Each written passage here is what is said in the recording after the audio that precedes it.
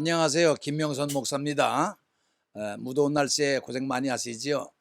지난 시간에는 로마서 8장 오리엔테이션을 하면서 진행을 하다 보니까 시간이 모자라서 중간에 끊을 수밖에 없었어요. 그래서 오늘도 전 시간에 이어서 성령의 그 내용을 가지고 계속해서 말씀을 드리겠습니다. 말씀드렸듯이 오리엔테이션입니다. 성령에 관해 일반적으로 전해드리는 거니까 여러분 머릿속에 잘 정돈해서 도움이 됐으면 좋겠습니다. 자, 지난 시간에 거기까지 했고, 오늘은 성령님의 사역, 성령님이 하는 일이 뭐냐 이 얘기입니다. 그 사역이 굉장히 중요한데요. 제가 보니까 성령 내용도 좋고 명칭도 좋고 심볼도 좋고 여러 가지 좋지만은 성령이 어떤 일을 하느냐, 이거 매우 중요한 것 같아요. 그래서 오늘 또 계속해서 말씀드리니까 많이 도움이 됐으면 좋겠습니다. 첫째, 성령의 사역 첫 번째는 그리스도인이 되게 하는 겁니다. 로마서 8장 9절에 보면요, 그리스도의 영을 받은 사람이 크리스찬이라고 그랬어요. 그리스도의 영을 받지 아니하면 그리스도인이 될 수 없다고 그랬습니다. 그 얘기는 뭐냐면 그리스도인이 되려면 그리스도의 영을 받아야 된다는 거예요. 받아도 되고 안 받아야 되는 문제가 아니라 예수 믿는 사람이 되려면 반드시 예수의 영을 받아야 된다는 이 얘기입니다. 얼마나 중요합니까? 그렇기 때문에 로마서 8장 9절에 나와 있는 것처럼, 또 고린도서 12장 3절, 그리스도의 영이 아니고서는 우리가 예수를 구주로 고백할 수 없다고 고린도서 12장 3절에 말씀했어요. 그러니까 예수 그리스도의 영, 성령을 받지 않으면 크리스찬이 될 수 없는 거예요. 얼마나 중요해요. 아마 성령의 역사 가운데 이것이 제일 중요한 것 같아요. 왜? 성령이 예수 믿게 만든다, 이 얘기입니다. 자, 두 번째는 어떤 일이 있느냐? 하나님의 자녀가 된다고 그랬어요. 로마서 8장 15절에 보니까 뭐라고 그랬어요? 하나님의 영을 받지 않았으면 하나님의 자녀가 아니래요. 그러니까 하나님의 자녀가 되려면 하나님의 영을 받아야 돼요. 성령을 받아야 된다는 얘기입니다. 똑같은 거예요, 일본하고. 뭐냐면 그리스도의 영을 받아야 그리스도인이 되는 것처럼, 하나님의 영을 받아야 하나님의 자녀가 되는 것처럼, 자녀가 되려면 어쩔 수 없이 성령 받아야 돼요. 그러니까 얼마나 중요합니까? 하나님의 자녀가 되는 확증으로서 성령을 주신다는 거예요. 조금 아까 말씀드렸죠. 고린도서 12장 3절, 그리스도의 성령이 아니고서는 예수 그리스도를 구주로 고백할 수 없다고 그랬어요. 그러니까 예수를 구주로 고백하는 것은 성령님이란 얘기입니다. 얼마나 중요합니까? 그렇죠? 그 다음에 세 번째 보세요. 제가 이 성령의 사역이 많아요. 한 100가지는 되는 것 같아요. 그런데 그거 다 얘기할 수는 없고, 성령의 사역이 뭐냐라고 하는 걸 딱 5가지로 정리를 해서 요약을 했습니다. 이거 여러분 잘 들으셨다가 이 성령 사역 파트에서 이 파트가 가장 중요해요. 왜? 성령이 무슨 일을 하느냐. 첫째요, 성령은요, 가는 곳마다 닿는 곳마다 사람을 변화시켜요. 죄인을 성결케 시켜요. 못된 사람을 좋은 사람으로 만들어요. 부정적인 사람을 긍정적인 사람으로 만들어요. 깡패를 성자로 만들어요. 순이 그렇지 않습니까? 고등학교 때부터 사생활을 낳고 돌아다닌 그가 어머니 모니카의 기도를 통해서 성령을 받잖아요. 어디서? 로마서 13장 13절 14절, 허랑방탕을 정리하고 그리스도 옷 입어라 했을 때 그 말씀을 듣고 뒤집어지잖아요. 그 망나니가 성자가 되잖아요. 사도 바울을 보세요. 얼마나 살인자예요. 교회 핍박자예요. 회방자예요. 그런데 그 사람이 변화돼 가지고 일생 동안 복음을 전하는 자로서, 예수님의 제2인자로서 신약 성경에 13권의 책을 쓰면서 그 의의 사상을 다 집대성하잖아요. 얼마나 놀라운 얘기입니까? 사람만 변화되는 게 아니에요. 민족과 나라까지 변화시켜. 우리나라가 이만큼 잘 살게 되는 문화적인 민족이 된 것은 기독교가 들어왔기 때문에 그래요. 여러분, 미국이 최강국이 된 건 왜 됐을까요? 국방력? 경제력? No. 예수 그리스도의 복음, 하나님의 복음을 믿었기 때문에 저만큼 막강한 나라가 되는 거예요. 하여튼 성령이 가는 것, 예수 그리스도가 가는 곳은 변화의 역사가 나는데, 이렇게 다 나라가, 민족이 다 뒤집어지는 거예요. 여러분, 이렇게 성령의 사역은 변화시키는 능력이 있고요. 두 번째는 가르쳐주는 역사가 있어요. 요한복음 14장 26절에 가면 무슨 말씀이 있어요? 너희가 모르는 것을 가르쳐주고, 그죠? 그 다음에 인도해 준다고 그랬어요. 그러니까 모르는 것을 가르쳐주는 게 얼마나 귀한 겁니까? 그걸 은혜 받았다고 그러죠. 은혜 받았다, 이 얘기는 뭐냐면 모르는 것을 깨달았다, 이 말입니다. 왜? 진리의 영이 오시니까 깨달음을 주는 거예요. 왜? 성령이 오시면 진리로 인도를 하거든요. 그러니까 그걸 깨닫는 거예요. 가르쳐 주는 거예요. 가르쳐주고 인도하는 역사가 있어요. 세 번째는 뭐예요? 인도해준다. 이거 똑같은 말인데요. 요한복음 16장 13절에 나오면 우리가 인도를 해. 이거보다 든든한 게 없죠. 사도 바울 같은 경우 보세요. 어딜 가든지 성령의 인도함을 받아요. 처음서부터 담에색의 변화를 받은 다음서부터 성령의 인도함을 받아. 내가 몇 번 인도받았나 하고 하나 둘 셋 넷 쉬어보니까요 19번을 받았어요. 여러분 다시 한번 쉬어보세요. 20번이 될 수도 있을 거예요. 제가 쉬어보니 19번. 가는 곳마다 배를 타고 가면 풍랑을 만나도 걱정하지 마라. 여기 생명의 지장이 없다. 배는 파손될지라도 손해를 볼지라도 생명의 지장이 없어. 또 예루살렘에서 막 죽이겠다고 했을 때 올라가라. 담대하게 가서 말씀을 외치라고 그래. 너는 로마 앞에까지 갈 거야. 지시를 하잖아요. 또 고린도 교회를 향해서도 여기 내 백성이 많으니라. 담대히 말씀을 외치라. 주저하지 말아라. 가는 곳마다 어디로 가라. 또 저기 또 아시아로 가려고 그랬더니 예수의 영이 막았다고 그랬어요. 그래서 드로아로 내려가잖아요. 그래서 또 저 빌립보로 가잖아요. 마가도니 사람이 나타나다. 가는 곳마다 성령의 인도를 받아. 여러분 기억하시기 바랍니다. 예수를 잘 믿으면 성령님이 여러분을 인도를 해요. 이게 얼마나 귀한 일입니까? 이 성령 믿음 받으면요 인도함 받아요. 너희가 어느 대학을 가서 어느 사람이 될 것이라는 것을 인생의 인도함을 받는 거예요. 이게 보통 일입니까? 얼마나 귀한 일입니까? 인도함을 준다. 또 위로한다고 그랬어요. 살다 보면 낙심할 일이 얼마나 많습니까? 어려운 문제가 얼마나 많습니까? 그것에 컴포터 우리의 위로를 해주는 거예요. 우리가 마땅히 필바를 알지 못하지만은 성령의 말하는 탄식을 통해서 우리를 대신 강구해 주는 역사가 있다고 그랬어요. 그래서 우리의 연약함을 도와준대요. 강하게 만들어주는 거죠. 이 담력 성령님이 하거든요. 마음을 감찰하시니까 성령의 생각을 하시나니 이는 성령이 하나님의 뜻대로 구한다고 그랬어요. 그리고 모든 것이 합력하여 선을 이루게 한다. 어려운 것도 극복하게 만들고 약한 것도 강하게 만들고 아픈 사람들도 고쳐주고. 이게 보통 일입니까? 그래서 성령이요 하시는 일이 많지만은 일단 변화시킨 가르쳐준다, 인도해준다, 유료하신다, 연약함을 도우시는 것으로서 제가 5가지를 요약을 했습니다.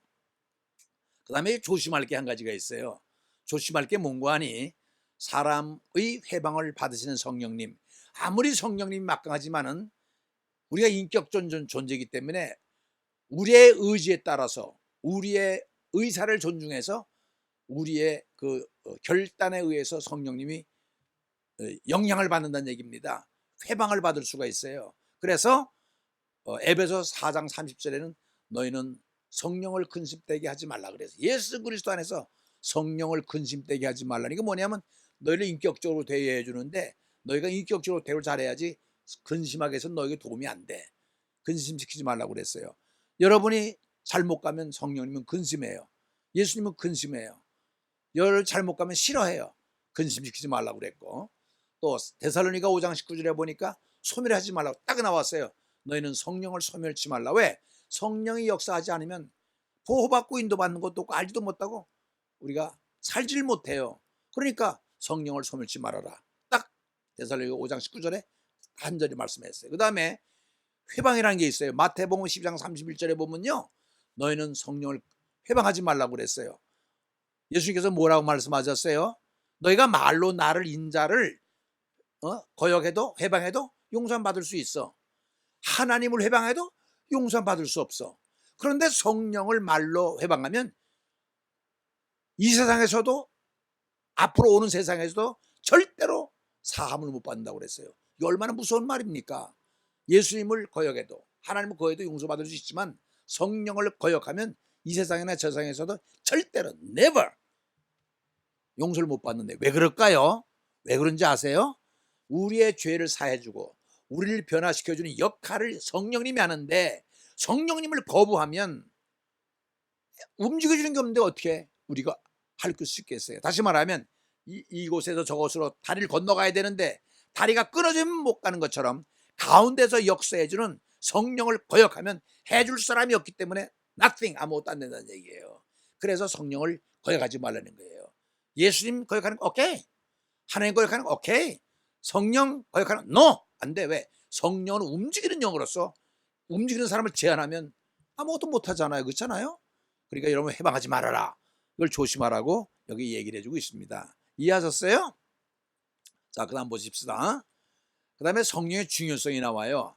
아까 또 재론되는 것이지만 중생케 한다. 여러분, 중생은 한문을 써서 중생 이렇게 되지만 영어로서는 born again, 한국말로 순수한 한국말은 거듭남이에요. 여러분, 이 거듭남 굉장히 중요합니다. 왜냐하면 거듭나지 아니하면 하늘나라 갈 수 없어요. 아까 얘기했죠. 제가 세례 받아도 구원 못 받을 수 있어요. 교회 다닌다고 다 구원받는 거 아니라고 그래서. 그런데 물과 성령으로 거듭나지 아니하면 하늘나라 갈 수 없느니라 했기 때문에 반드시 성령님을 통해서 거듭나야만이 하늘나라 갈 수 있어요. 그건 아주 팩트예요, 팩트. 그러니까 꼭 기억하세요. 물과 성령으로 거듭나지 않으면 하늘나라 못 가요. 그래서 두 번째 보세요. 믿음과 거듭나게 하심. 구원받을 때 가장 중요한 게 뭐예요? 믿음 아니에요. 거듭나게 한다고 그랬잖아요. 그렇잖아요. 그런데 믿음을 갖게 해주는 것도 성령님이야. 거듭나게 하는 것도 성령님이야. 성령님이 얼마나 중요합니까? 그렇잖아요. 그 다음에 로마서 10장 13절에 뭐라고 했어요? 예수 그리스도의 이름을 부르는 자는 구원함을 받으리라. 예수 그리스도의 이름을 부르는 자가 구원받으니까 성령이 얼마나 중요해요. 또 고린도서 12장 3절에 뭐라고 그랬죠?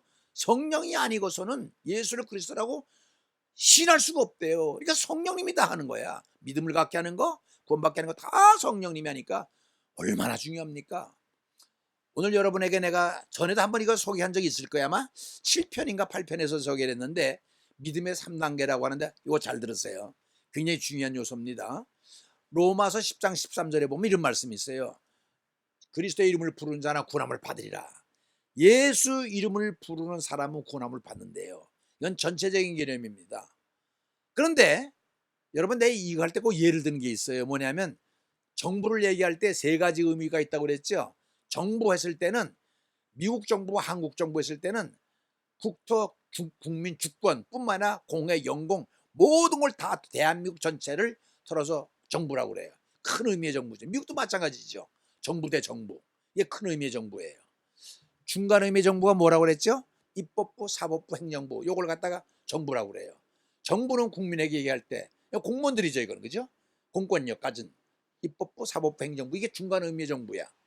작은 의미의 정부는 뭐냐? 입법부, 사법부, 행정부 가운데 정부 있죠, 정부. 그거 보면 또 대통령이 속했는데 청와대. 이게 작은 의미의 정부예요.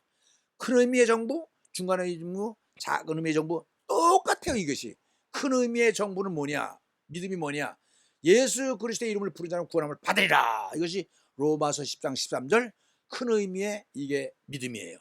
두 번째는 이런 말씀이 있어요. 마태복음 7장 21절에 보면 나더러 주여 주여 하는 자마다 천국 갈 것이 아니라 아버지의 뜻대로 행하는 자라에 간다. 이렇게 놓고선 그때 모든 사람이 말하기를 내가 주의 이름으로 선지자 노릇하며 내가 능력을 행하며 귀신을 쫓아내지 아니하였을까 했을 때 내가 밝히 말하노니 이 불법을 행하는 자들아 내 앞에서 물러가라.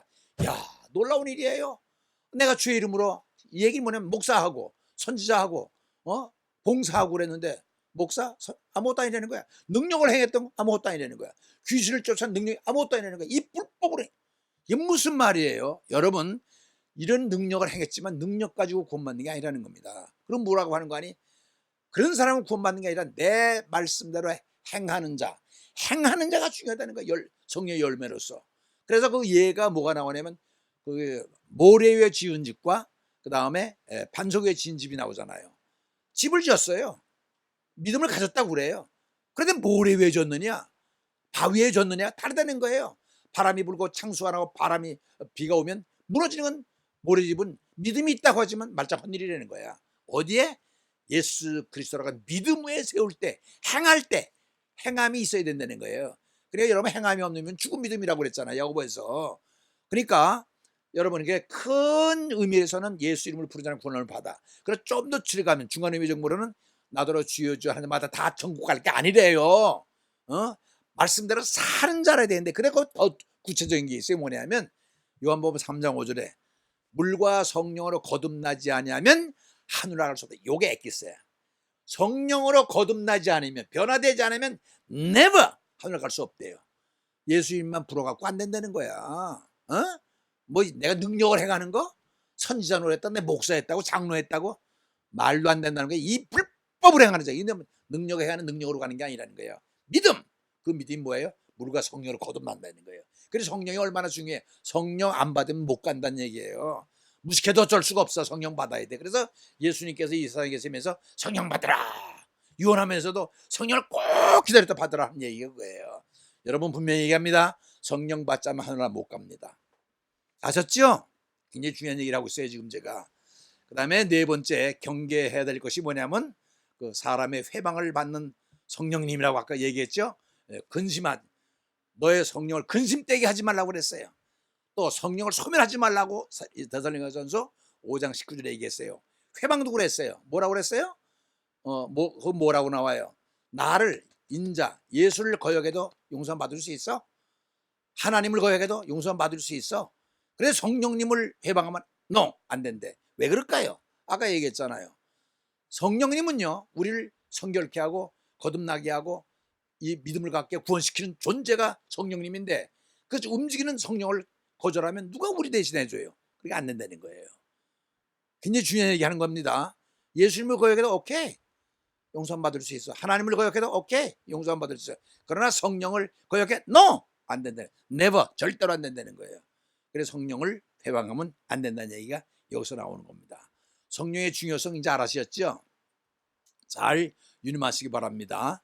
근데 요건 이제 여러분 참고로 알아두세요. 성령에는 은사가 따르게 돼 있어요. 성령이 임하면요 변화의 역사가 나타나지만 여러 가지 다양한 은사들이 나타나요. 의미 성도들에게 나눠주는 은혜 선물 그래서 기프트라고 한 거예요. 기프트 꽁꼬로 받는 거죠. 그냥 받는 거. 이 은사는 세 가지 의미를 갖고 있어요. 카리스마타 그래서 은사 이건 선물이라는 뜻이에요. 나눠주는 거야. 디아코니아 여보 디아코니아 코이노니아 그러면 친교를 얘기하고요.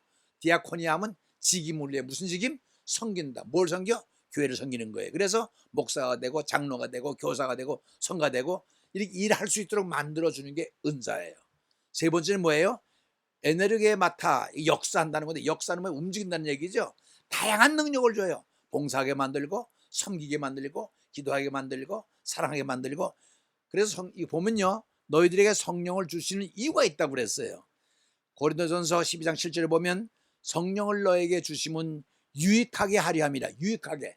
누구에 유익해? 내 신앙생활에 유익하게. 또 교회에 일을 함으로써 교회에 유익하게. 전도에 유익하게. 선교에 유익하게. 유익하게 하기 위해서는 반드시 성령님의 주시는 은사 이런 기능이 따라야 된다는 거예요. 아셨죠? 그러니까 여러분이 뭘 깨달아야 되냐면 내가 어떤 은사를 받아야 했느냐 하는 자기 은사를 발견하세요. 아직도 교회를 다니면서도 무슨 은사를 받았는지 몰라. 근데 어떤 사람은 내가 무슨 은사를 받았나? 그거 발견하는 거 중요해요. 내가 무슨 은사를 받았나 한번 생각해 보세요. 여러분 김 집사님 무슨 은사 받으셨어요? 임 장로님 무슨 은사 받으셨어요? 누구나 다 은사가 있어요. 믿는 사람에게는. 자기 은사를 발견하는 거 대단히 중요합니다. 그걸 개발을 해야 돼요. 그래서 그저 교회 몸된 교회를 세워나가기 위해서 은사를 주실 목적은 나의 유익을 위해서 쓰라는 게 아니에요.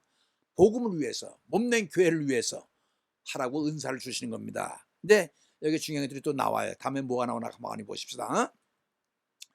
유기적으로 협력하 왜 은사를 주냐면요. 유기적으로 어가니제이션이죠. 협력하라는 거예요. 어떻게 우리 몸에 여러 가지 지체가 있잖아요. 손, 발, 코. 여러분 저 발가락이 조금만 아파도 온몸이 아파요. 눈만 아파도 온몸 쑤셔요. 이거 뭐냐면 지체로 연결되어 있게 돼요. 오가니제이션 다 유기적이라고 그래요. 갖다가 이게 협력이 되는 거예요. 왜? 은사를 주는 거는 어떤 사람 봉사를 잘하잖아. 어떤 섬김을 잘하고 어떤 리더를 잘하고 어떤 찬양을 잘하고 어떤 사람 가르치기를 잘하고 다 기능이 달라요. 협력하게 되면 거예요. 유나이티드죠. 똑같은 거예요. 지체로서 로마서 12장 4절 보면 너희가 몸에 지체와 같다고 그래서 교회는 그렇죠?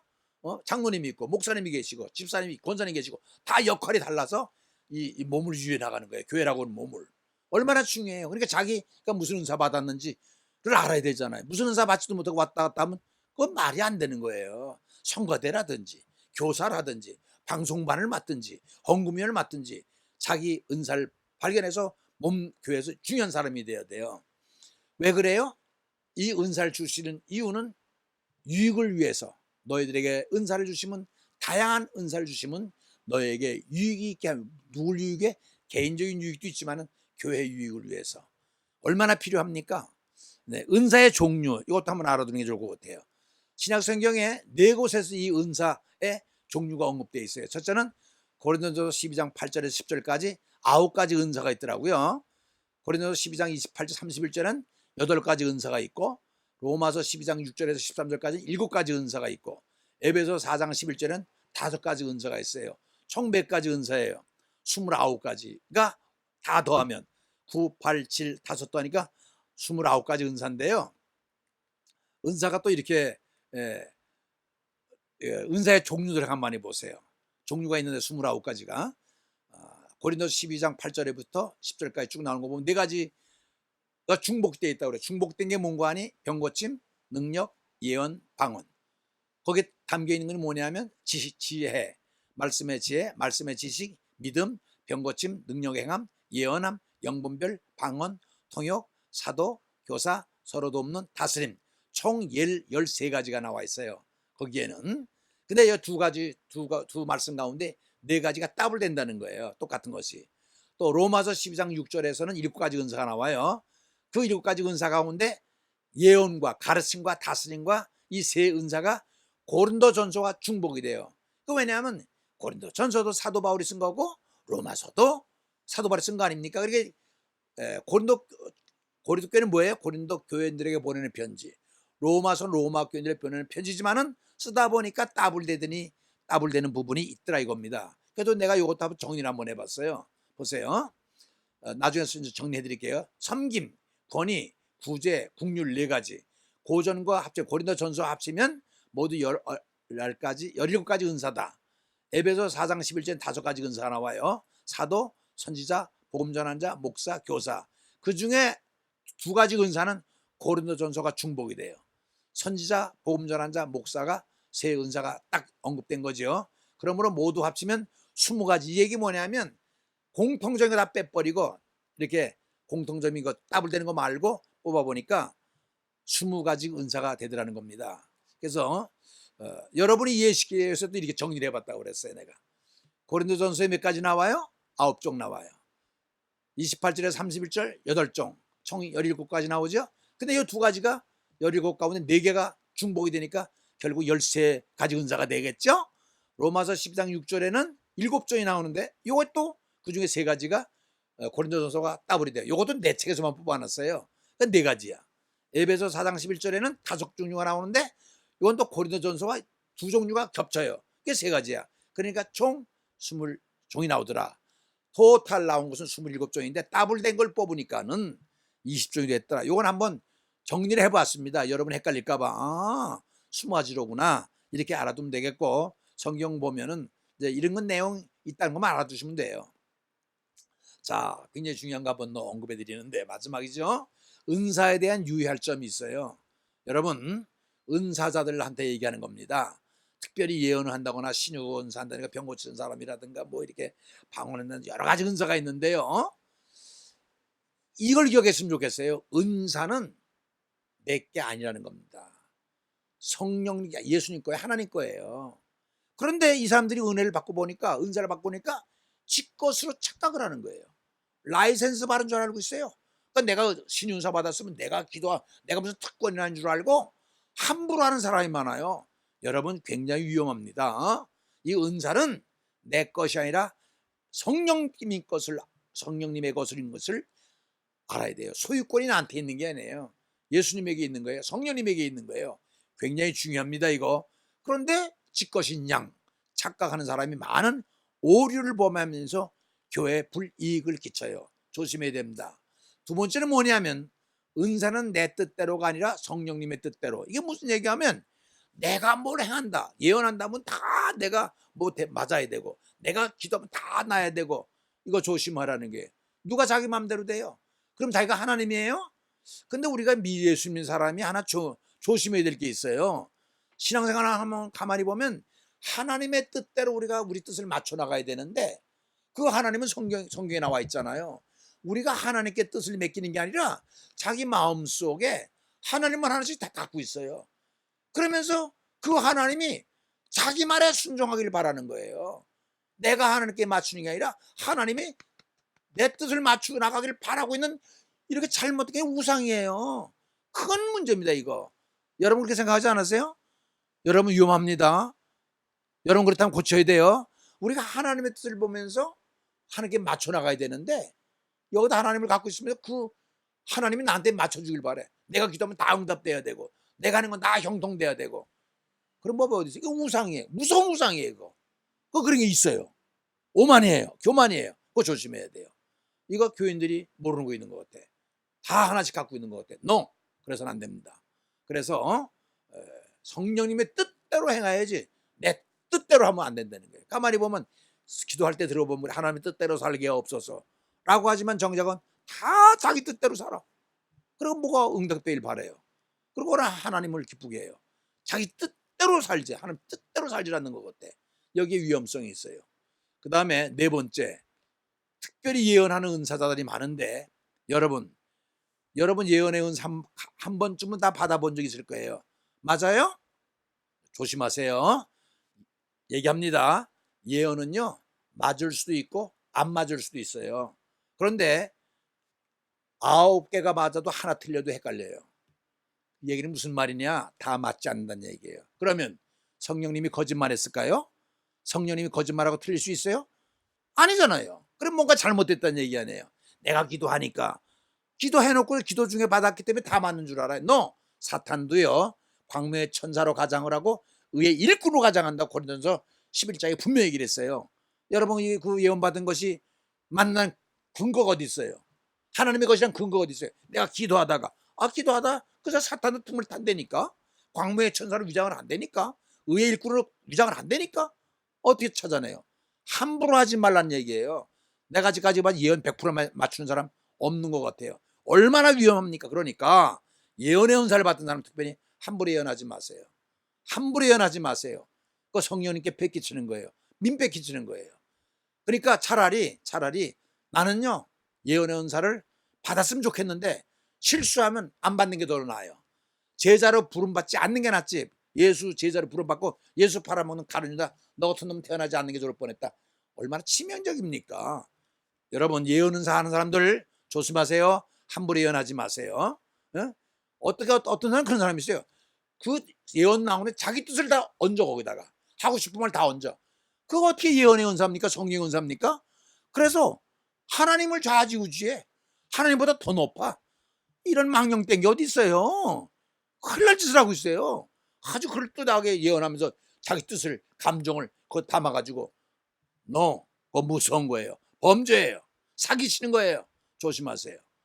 좋은 예언은 좋지요. 왜? 사무엘 같은 사람 앞일을 알고 다 이 하여튼 예언은요 도움이 돼야 돼. 교회에다 덕을 끼치고 개인에겐 격려해주는 세워주는 걸 덕이라고 그래요. 덕을 세울 줄 알아야 돼요. 그 다음에 또 조심할 거 있어요. 가만히 은사자 보세요. 여기 우리 한국의 유명한 목사님들 성령운동 한다는 사람들 다 망하는 것 내가 보니까 98% 정도는 돈 때문에 망하는 것 같아. 교회가 부자가 되니까요 이거 그냥 뭐 사기꾼이 돼버렸어. 그냥 예수를 얘기하는데 성령을 얘기하면서 돈 때문에 사람 죽이고 살리고 난리가 났고 그냥 호화롭게 짓고 싸움질하고 쫓겨나고 분열되고 그거 왜 그래요? 돈거래 이거 하면 안 되는 거예요. 마태복음 10장 8절에 뭐라고 그랬어요? 분명히 거저 받았으니 거저 주라고 그랬어요. 그런데 이렇게 해놓고 돈 받아요. 은사자들 가운데 돈 받는 사람 많아요. 그래서 은사들 성공하는 사람은 없어요. 부흥사들도 많아요. 내가 보니까 역사적으로 부흥사로 성공한 사람은 성결교회 이성복 목사밖에 없는 것 같아. 장로교 목사, 감리교 목사 다 나가다 명예나 돈이나 뭐 여자 복잡해서 다 망해. 살아남은 부흥사 어디 있어요? 이성복 목사 성결교회 그 외에는 없는 것 같아 나는. 이게 무슨 얘기입니까? 유혹을 받아가지고 다른 데로 나가는 거예요. 거룩한 성령의 선물을 은사를 갖다 잘못 사용하는 거예요. 그래서 항상 어떻게 해야 돼? 항상 겸손해야 돼요. 예언을 할 때도 할 때 겸손하면 상대방 인격을 존중을 해주고 비밀이설을 말하지 말고 지켜주면서 순간마다 저는 그래요. 환자들이 오면 기도를 해주자. 난 능력이 없거든요. 간절한 마음으로 그 순간 나를 이용해달라고 그래야 돼요. 날 사용해달라고. 그래 내가 무슨 라이센스를 받은 것처럼 함부로 하는 거 그거 못된 거예요. 그거 죄 주는 겁니다. 하나님 이 순간에 나를 사용해 주옵소서. 여러분 이것도 알아야 돼요. 내가 목사라고 나만 사용합니까? 아니요. 김 집사를 사용할 수도 있어요. 이 집사를 사용할 수 있고 권사님을 사용할 수도 있고 장로님을 사용할 수 있어요. 누굴 사용해든 여러분 낫기만 하면 될 거 아니겠어요. 그래서 저는 겸손하게 하나님 이 순간 누굴 통해서라도 이 환자 낫게 해주옵소서, 영광 하나님 받으시옵소서, 꼭 나가 아니래도 되잖아요. 그런 사용해달라고 하는 그걸 간절해야 되고요. 함부로 남의 약점을 누설하지 말라, 이건 중요하지요. 그 다음에 특히 신유는, 병 고치는 은사는 궁중의 마음을 가져야 돼. 그 마음이 얼마나 아플까, 그 가족의 아이들은 얼마나 안타까울까, 그 얼마나 괴로울까, 그 가정은 어떨까. 정말 하나님이 우리를 사랑하는 마음을 가지고 간절히 기도를 해야 돼요.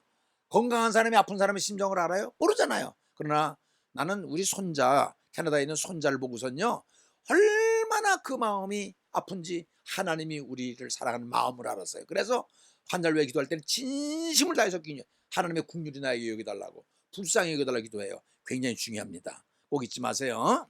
자, 오늘 이렇게 또 마치게 되겠는데 주님과 함께 은혜로운 한 주간 되시길 바라고, 다음 주부터는 이제 본게임으로 들어갑니다. 8장 1절로부터 강해에 들어가니까 여러분 또 얼마나 이해가 되는지 모르겠어요. 도움이 됐으면 참으로 좋겠어요. 감사하고요. 우리 잠깐 기도하겠습니다. 고마우신 아버지 하나님, 전 시간에는 우리를 후원하는 사람들을 위해서 복 달라고, 하나님 저들의 기도를 응답해 달라고 간절히 주 앞에 간구했습니다. 그래서 그 응답되게 해주시고요. 또 간절히 소원하는 거 알고 있죠. 아픈 사람들, 너무나 아픈 사람들이 너무나 많아요. 병원에만 가면 되는 줄 알지만 병원에 가서도 안 되는 문제가 있잖아요. 주님께서 직접 터치해 주셔서 우리 하나님이 치료의 하나님인 것을 알게 하시고, 거기에 감격이 있게 하시고, 거기에 하나님 영광이 드러나게 하시고, 하나님의 나라가 임할 수 있는 놀라운 경험들을 체험함으로 인해서 그것이 증거가 되고 간증이 돼서 복음이 확산될 수 있도록 도와주시옵소서. 특별히 이 방송을 모든 듣는 환자들은 나사렛 예수의 이름으로 일어나는 증거를 보여주시고 영광을 받아 주시옵소서. 믿사옵고 존귀하신 예수 그리스도의 이름으로 간구했사옵나이다. 아멘.